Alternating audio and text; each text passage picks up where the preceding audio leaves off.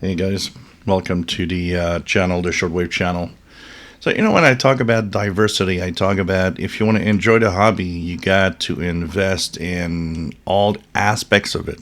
You've got to look at what can be an amazing moment to have fun. In the last 3 days, all I've seen is posts of people saying, well, the bands are dead. And, well, that's not the attitude to take. Because when there's solar activity, when there's geomagnetic storms, first of all, the bands might be dead at first glance, but there's a lot more, especially signals that come from the south. You might be surprised. And people don't take that time because they think, oh, well, I don't hear what I hear usually, so there must be nothing on the bands. It ain't working like that. And I think there's a lot of education on propagation that needs to be added here. I've seen a guy says, I'm 50-year-old ham, and I've never seen a band so dead.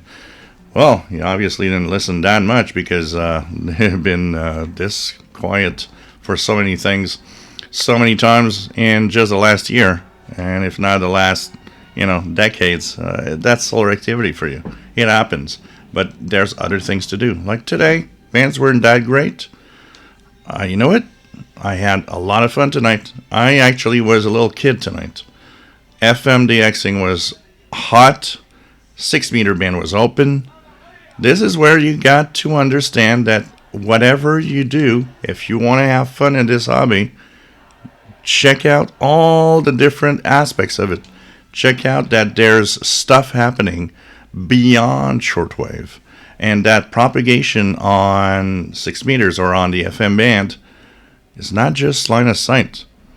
It's much more than that. I heard Georgia, Kansas, Missouri, and tons of other states, probably because I had so many channels that had 3 or 4 or 5 stations at the same time, just kind of interchanging between each other on the FM band tonight.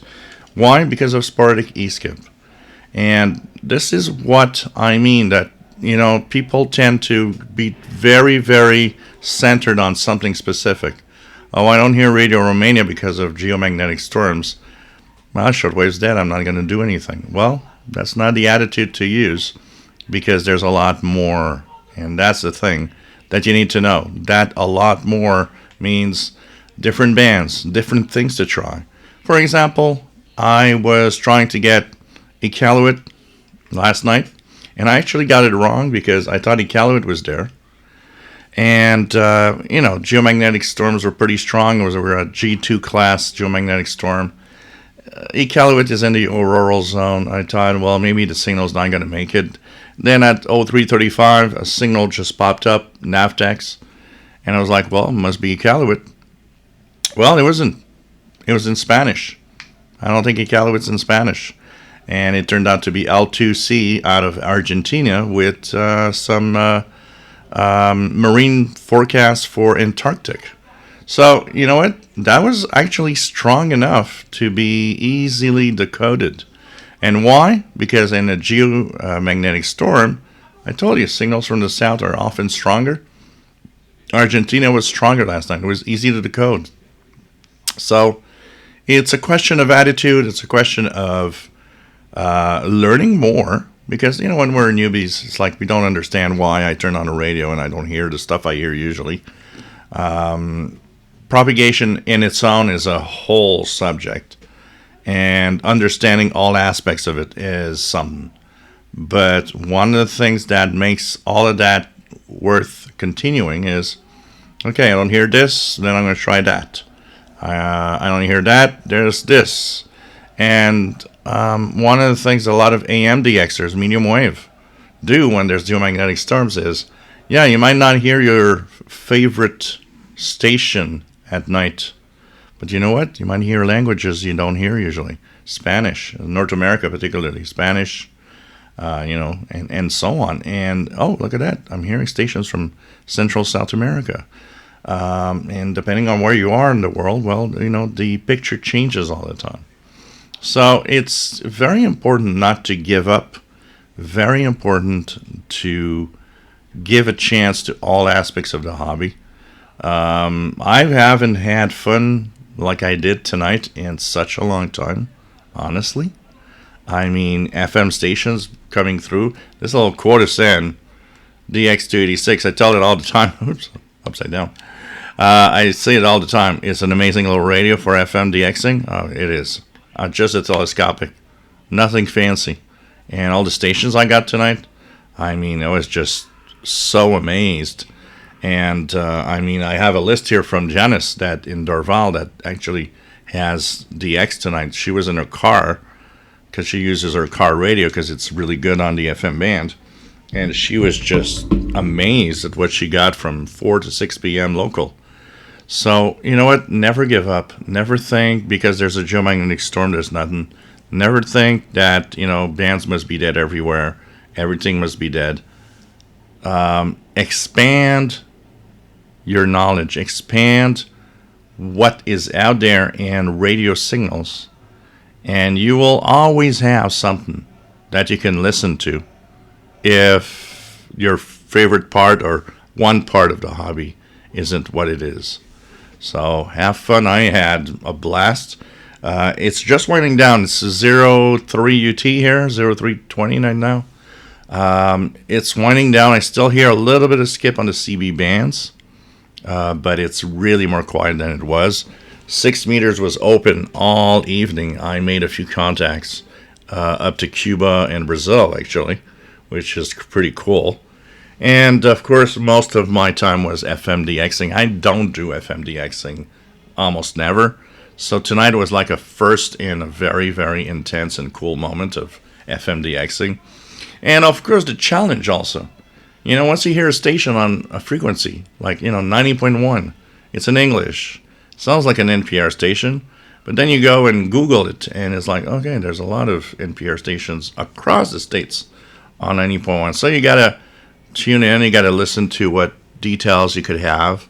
I was lucky to have a couple of IDs at the top of the hour, which gave me the opportunity to, have a clear identification of what station it was.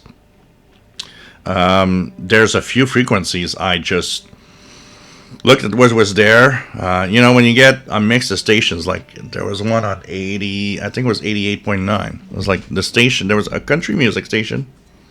There's a French language station that popped up. There's another one that sounded like an NPR. There was another one that also was talk. And one was like contemporary rock or something like that. So I started looking at, okay, what's on 88.9?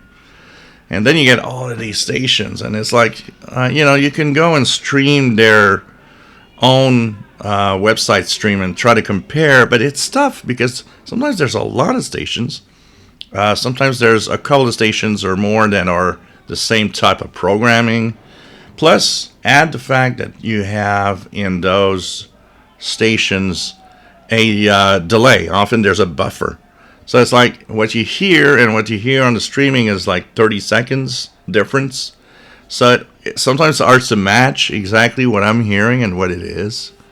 But it's a challenge. You've got several stations to try to identification. You just go on and you try to find what's out there. What is on that frequency on the FM band and where it comes from. Something you can try to use also, because I was looking at the general vicinity of where are my signals coming from. Because that gives you an idea that the stations cannot be, there's like, I didn't have any California. Of course, if there was a California on a frequency I was listening to, I know it's not that. I have no stations from there. But if I have stations from some of the states that I've been hearing on other frequencies, that's a possibility. What was really cool tonight is that the ionization usually tends to stay at the bottom part of the FM band, like, 90, 91, 92, 93 megahertz. But looking at Janice's log, it was going all the way up to 102, 103, 104 megahertz, 105 megahertz, which is pretty impressive. It doesn't go that high that often. So definitely was a very, very cool night.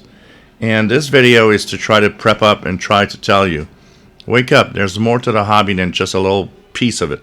There's a lot more. Your AM FM radio is, is part of it. Tonight I had a little. I had a little moment where I was thinking of somebody that's in the chat room all the time, Keegan DXer in Arkansas, that actually is DXing FM stations. And tonight I was in there. I was thinking of him because I was like, oh, this is so cool.